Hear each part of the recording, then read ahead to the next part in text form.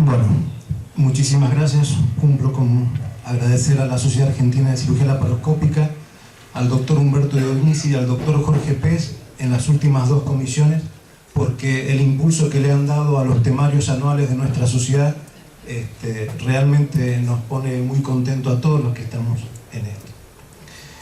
Hablar de masas anexiales benignas y el manejo laparoscópico en realidad no tiene demasiado que aportar con respecto a conceptos nuevos, pero sí dejar en hincapié todo lo que debemos hacer en el prequirúrgico para no abordar una masa anexial benigna con la sorpresa de encontrarnos con una patología maligna. Hace poco todos ustedes habrán conocido el último consenso que se realizó, en donde la Academia Nacional de Medicina, por intermedio del Instituto de Estudios Oncológicos y por iniciativa de la Asociación Argentina de Ginecología Oncológica, convoca a distintas instituciones a que se avale este consenso multidisciplinario que aúna criterios propuestos por distintas profesionales que se encuentran involucrados en la prevención, diagnóstico y tratamiento de las masas anexiales, y solicita a las instituciones autoras que difundan el consenso realizado. Estas son las instituciones que han participado, entre ellas la Asociación Médica Argentina y la Federación Argentina de Sociedades Ginecológicas. Este consenso propone estas definiciones para masas anexiales: estructura aumentada de tamaño en los anexos uterinos que puede ser palpada en el examen bimanual o visualizada en imágenes. La correcta evaluación preoperatoria de las masas anexiales es fundamental para un adecuado abordaje quirúrgico. La prevalencia de malignidad varía en las distintas series publicadas.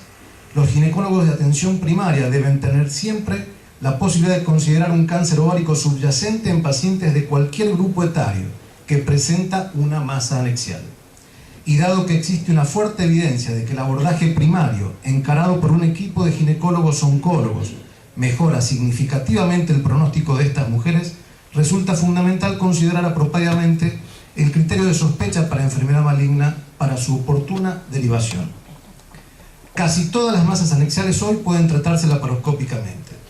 Si bien solo el 1% de las mujeres presentan un carcinoma de ovario, es necesario ser cuidadoso al indicar y realizar una cirugía laparoscópica para una masa ovárica. El conflicto más severo lo causa la rotura y derrame del contenido de un quiste. Si es un carcinoma, automáticamente transformaremos un estadio 1A en un estadio 1C. El correcto diagnóstico preoperatorio y la presencia del patólogo en la sala de operaciones ayuda a prevenir estos errores de procedimiento. Los tumores anexiales representan una patología ginecológica frecuente, pero el término masa anexial es inespecífico y frecuentemente se asocia con tumor o quiste de ovario. Ello debido a que la patología tubárica es poco frecuente y generalmente de poca importancia, y en un alto porcentaje asociada a procesos ováricos. El diagnóstico diferencial es complejo debido a que anatómicamente los anexos están formados por trompas de falopio, ligamento redondo, los ovarios y estructuras internas del ligamento ancho que se forman a partir de restos embrionarios. Pero un número cada vez mayor de ginecólogos prefiere la endoscopía como vía de abordaje inicial en distintas patologías anexiales. Así tanto la laparoscopía como la histeroscopía se han convertido en el estándar terapéutico en el tratamiento de elección para este tipo de procesos que ustedes ven. Los principales aspectos a tener en cuenta al considerar entonces la laparoscopía quirúrgica como una alternativa razonable en la evaluación de pacientes con lesiones ováricas son que tengamos un estudio cuidadoso preoperatorio y los pasos obligados durante el transoperatorio para detectar patología maligna. Aunque la mayoría de las masas anexiales son benignas, el objetivo principal en nuestra evaluación es excluir la posibilidad de que se trate de un proceso maligno. Ustedes ven que la estadística demuestra que es bastante poco la posibilidad, entre un 4 o 6%, de encontrar malignidad en una masa anexial de aspecto no maligno. La posibilidad de hallar incidentalmente en anatomía patológica un proceso neoplásico maligno en una cirugía laparoscópica por masa anexial que considerábamos benigna es de entre un 0,4 y un 2,9%. Mientras que los métodos auxiliares de diagnóstico que todos conocemos, la ecografía transvaginal, el Doppler y los marcadores tumorales, no tienen la sensibilidad ni la especificidad adecuada para decidir una estrategia quirúrgica, la laparoscopía ofrece en cambio las dos posibilidades, diagnóstica y terapéutica. Cabe recordar que la mayoría de las masas anexiales son benignas, tanto en la pre como en la posmenopausia, lo que aumenta el número de abordaje por esta vía. Las masas anexiales son un hallazgo común entre mujeres, tanto en la edad pre como posmenopáusica, aunque no hay una definición aceptada de lo que constituye una masa anexial. Por eso es tan difícil encontrar trabajos que estadifiquen realmente la verdadera patología anexial. Sin embargo, se considera que cerca de un 10% de las mujeres en su edad, en cualquier etapa de su edad, van a ser intervenidas por una masa anexial. Uno de los principales objetivos de la evaluación diagnóstica es no equivocarnos y excluir malignidad. Una meta estrechamente relacionada con esto es diferenciar masas que requieren intervención quirúrgica activa de aquellas que quizás merezcan un seguimiento clínico. En este trabajo que se publicó, el Colegio Americano de Obstetricia y Ginecología en el año 2011, es un trabajo clínico y que nos indica que el diagnóstico diferencial de masa anexial incluye entidades tanto ginecológicas como no ginecológicas. Y entre las fuentes ginecológicas, la forma más común de poderlas clasificar estarían en fisiológicas, funcionales, inflamatorias o neoplásicas. En este resumen ustedes ven las distintas entidades y que incluirían algunas de ellas, entre las funcionales los folículos, quistes foliculares o hemorrágicos o cuerpo lúteos, inflamatorias, enfermedad perioral inflamatoria y endometriosis, quistes benignos y entre las neoplasias benignas aquellas derivadas de los tumores de las células germinales o las del epitelio, que son las más frecuentes como ya vamos a ver en algunos otros trabajos. Es importante que tengamos esta clasificación quizás un poco simplificada, pero que nos va a ayudar también en este diagnóstico que nosotros debemos realizar, insisto, entre la masa anexial benigna y la maligna. Y en una revisión de todos los neoplasmas ováricos que se intervinieron en este mismo trabajo, se llegó a algunas conclusiones que yo les remarco, que por ejemplo, el porcentaje de neoplasmas ováricos correspondió fundamentalmente a los de tipo de origen epitelial. Respecto de la edad media de presentación, ustedes fíjense que para la patología maligna la edad fue de 63 años, que el tumor limítrofe es el de la paciente relativamente joven, 48 años, y que el porcentaje de anatomía patológica que se encontró para los tumores limítrofes ya estaban en estadio 1A en el 90% de los casos encontrados. Algunas complicaciones, como todos ya conocemos, que pueden dar las masas anexiales: la torsión, la rotura, la hemorragia o la infección. En honor al tiempo voy a ir un poquito rápido, pero siempre continuando con esta evaluación prequirúrgica, los tumores anexiales representan un padecimiento frecuente en cualquier etapa de la edad reproductiva de la mujer, en quien la mayoría de las veces la naturaleza siempre es benigna. La sintomatología es inespecífica y constituye un reto para nosotros establecer entre benigno y maligno. Cuando digo entre nosotros me refiero al cirujano laparoscopista.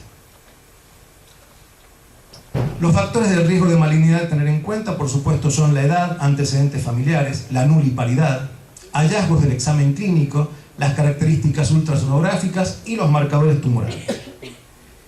En esta evaluación el examen clínico aporta poco, salvo en algunos casos como pueden estar muy definidas las patologías anexiales de acuerdo a su uni o bilateralidad, movilidad, producción de dolor.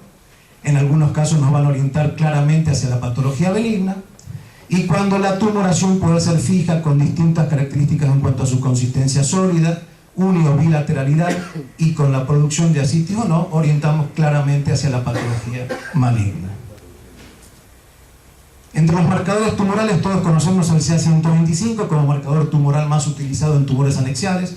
No es un buen método para evaluar la mujer sana en busca del cáncer de ovario. Las elevaciones que todos conocemos, por encima de 35 unidades por mililitro, en el 50% de los casos se va a ver recién en el estadio 1 del cáncer de ovario y en el 80% de los estadios 3 y 4. Tiene especificidad baja en la mujer premenopáusica comparada con la posmenopáusica, razón por lo que tiene más importancia pequeñas elevaciones en este último grupo. Concentraciones mayores a 95 con un valor predictivo positivo de detectar tumoraciones pélvicas malignas.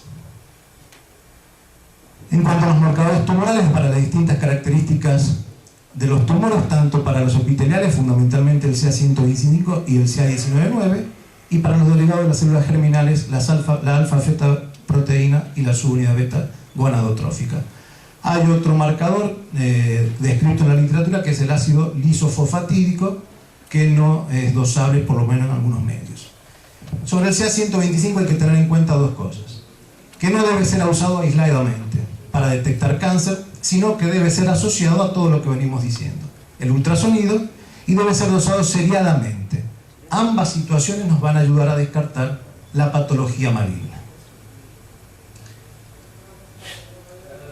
El uso de la ecografía transabdominal y transvaginal sigue siendo fundamental en el estudio de tumoraciones anexiales, siendo la transvaginal el método de elección. Los tumores ovarios quísticos se presentan como tumoraciones anecoicas de paredes lisas y buena transmisión, y estos hallazgos tienen una probabilidad superior del 95% en la patología benigna. Las tumoraciones complejas contienen los dos componentes, tanto quísticos como sólidos. Lo más común en estas imágenes es el quiste dermoide, pero también se observa en el endometrioma y en el cuerpo amarillo hemorrágico. Los tumores ováricos sólidos surgen típicamente del carcinoma de ovario. Estos autores, en un estudio multicéntrico, concluyen con que el ultrasonido la sensibilidad fue del 89% contra una especificidad del 73% y un valor predictivo positivo del 46% contra un valor predictivo negativo del 96%. Por último, con respecto a la ultrasonografía, aunque existen otros métodos como la resonancia y la tomografía, la ecografía sigue siendo el mejor método para detectar tumores benignos, mientras que la resonancia es mejor para evaluar para diferenciar tumoraciones benignas de malignas.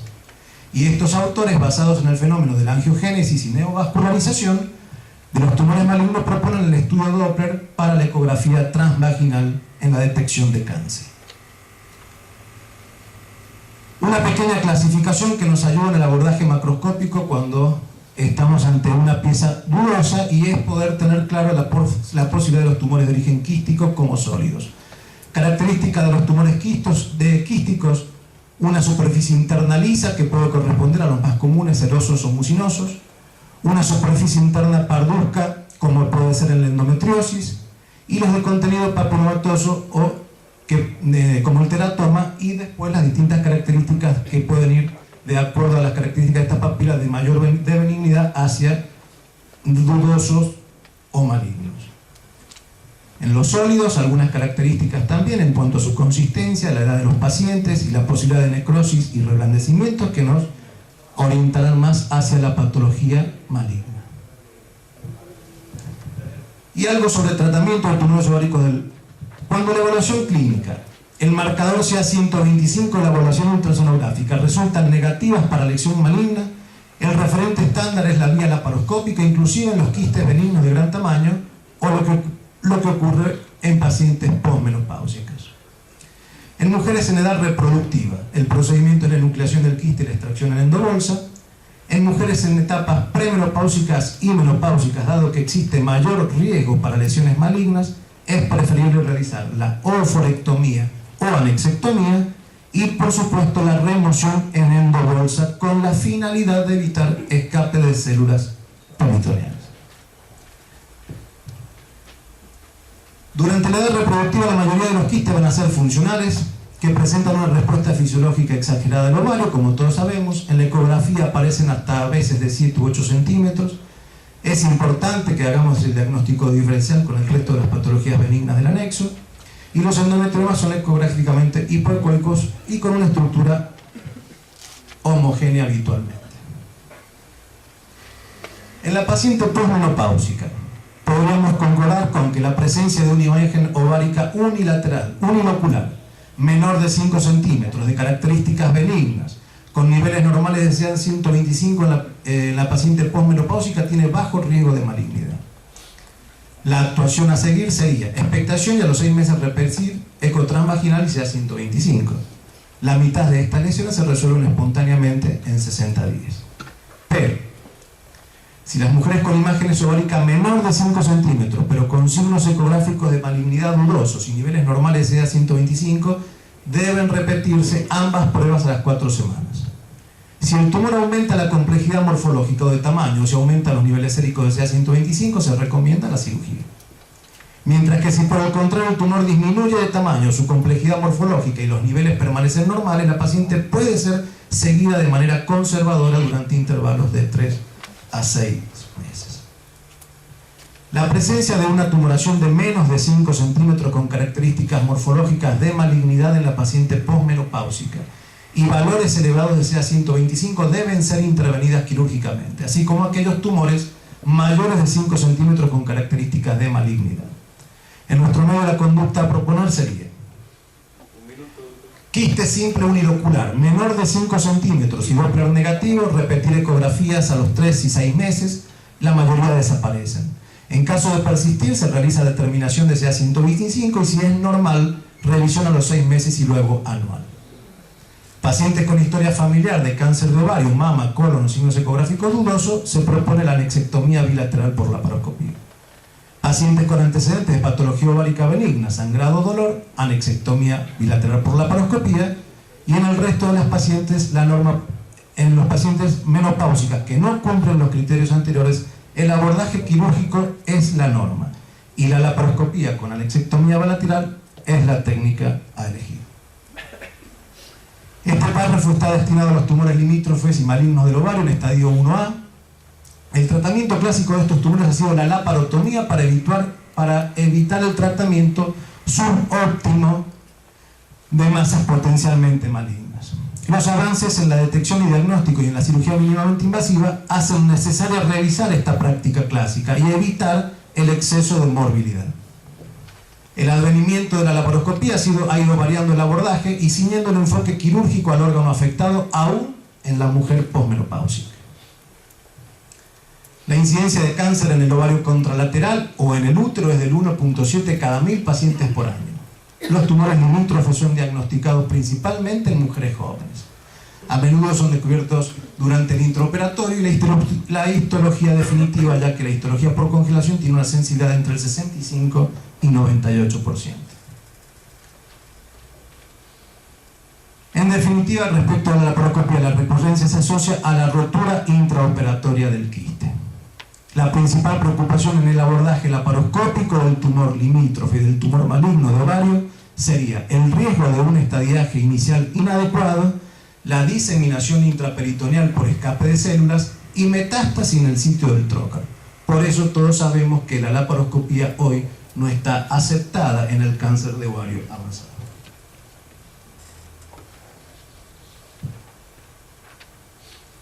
Bueno, en función del tiempo, el desarrollo de la cirugía mínimamente invasiva hace posible tratar los tumores limítrofes y malignos del ovario en estadio inicial, cumpliendo las guías y principios oncológicos establecidos por la Federación Internacional de Ginecología y Obstetricia, en pacientes seleccionados y con cirujanos experimentados, con conocimientos oncológicos y habilidades para la laparoscopía de avanzada. Sin embargo, se requiere de muchos estudios todavía y seguimiento a largo plazo para identificar las indicaciones y limitaciones de la laparoscopía. Pequeños párrafos respecto a la mujer embarazada. Alrededor del 1% de las embarazadas son diagnosticadas de una tumoración axial por ecografía y la mayoría de estas se encuentran relacionadas con el embarazo. No sobrepasan los 6 centímetros y se suelen resolver antes de las 16 semanas de gestación. En la evaluación seguimos los mismos prequirúrgicos y la misma modalidad que veníamos discutiendo. El tratamiento de la tumoración anexial durante el embarazo es individualizado y depende de la edad gestacional, síntomas y características. Pacientes con tumores de menos de 6 centímetros unilaterales con signos de benignidad se recomienda observación y seguimiento. La sospecha de torsión, rotura o infarto requieren de la intervención quirúrgica. La laparoscopía puede ser realizada tranquilamente durante el segundo trimestre. Bueno, y esto les mostraba, fue una humilde colaboración que hicimos dentro del Hospital Guillermo Rawson con muchos de residentes y jóvenes laparoscopistas que están hoy acá presentes, y evaluamos nuestra casuística durante 3 años de 112 casos de masas ováricas, de masas anexiales, en mujeres de 15 a 60 años. Este trabajo fundamentalmente nos ayudó en aquel momento en donde nosotros intentábamos desarrollar un proyecto de trabajo dentro de nuestro servicio para ser claros respecto de cómo deberíamos abordar la patología anexial. ¿Para qué? Para no cometer la equivocación y para no encontrarnos con el cáncer que no estábamos quizás en condiciones de resolver por vía laparoscópica. Hicimos hincapié en nuestro preoperatorio y fundamentalmente quería... sí, termino. Simplemente para decir que con esta modalidad no tuvimos inconvenientes, nuestra casuística arrojó cerca de un 32% para quistes simples, un 22% para endometriosis, pero no tuvimos la lamentable sorpresa de la patología maligna en nuestra casuística. Y por último, agradezco nuevamente a SACIL y comentarles que nosotros venimos de un servicio tradicionalmente formado por cirujanos convencionales, muy buenos cirujanos convencionales, donde nos ha costado mucho trabajar con la laparoscopía y nos sigue costando. Y es todavía en nuestro servicio, como quizás en algunos de los que estén acá, un tabú el abordaje de la masa anexial, fundamentalmente en la paciente premenopáusica y posmenopáusica. Yo no he intentado poner la laparoscopía como gol estándar, pero sí hago hincapié en que lo que no debemos descuidar es lo que quizás todos sabemos, todos conocemos y quizás resultó aburrido escuchar, pero es toda la etapa de evaluación prediagnóstica para evitar el abordaje como maligno, para evitar el abordaje de la patología benigna y encontrarnos con desagradables sospechas. Muchas gracias.